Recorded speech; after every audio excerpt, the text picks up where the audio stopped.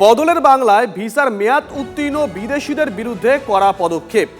বেআইনিভাবে কলকাতায় থাকা বিদেশিদের খুঁজে বের করতে এসটিএফ এর ডিপোর্টেশন বিভাগ চালু করলো লালবাজার। নেতৃত্বে থাকবেন একজন ডেপুটি কমিশনার পদমর্যাদার অফিসার।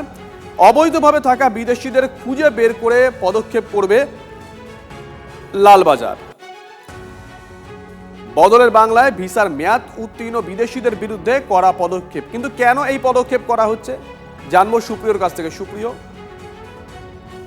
এই পদক্ষেপের বিষয়ে যেটা আমরা ইতিমধ্যেই জানতে পারছি যে কলকাতা পুলিশ ইতিমধ্যেই তারা বিগত কয়েক বছরের যে পরিসংখ্যান দেখতে পাচ্ছেন তাতে যেটা দেখা যাচ্ছে যে বিভিন্ন সময়ে বৈধ ভিসা এমনকি পাসপোর্ট নিয়ে এদেশে আসার পর বহু বিদেশি নাগরিক তারা ভিসার মেয়াদ উত্তীর্ণ হয়ে গেলেও এদেশে থেকে যাচ্ছেন, কেউ কেউ কলকাতাতে থেকে যাচ্ছেন এবং এখানে শুধু থেকে যাওয়া নয়, এখানে থেকে পাকাপাকিভাবে থাকার জন্য বিভিন্ন ভুয়ো নথিপত্র, ভারতীয় পরিচয়পত্র থেকে শুরু করে বিভিন্ন ভুয়ো নথিপত্রও তৈরি করে ফেলছেন। সেরকম কিন্তু বেশ কয়েকজন আফগান নাগরিক থেকে শুরু করে বিভিন্ন বিদেশি নাগরিক বিগত কয়েক বছরও কিন্তু পুলিশের হাতে ধরাও পড়েছেন।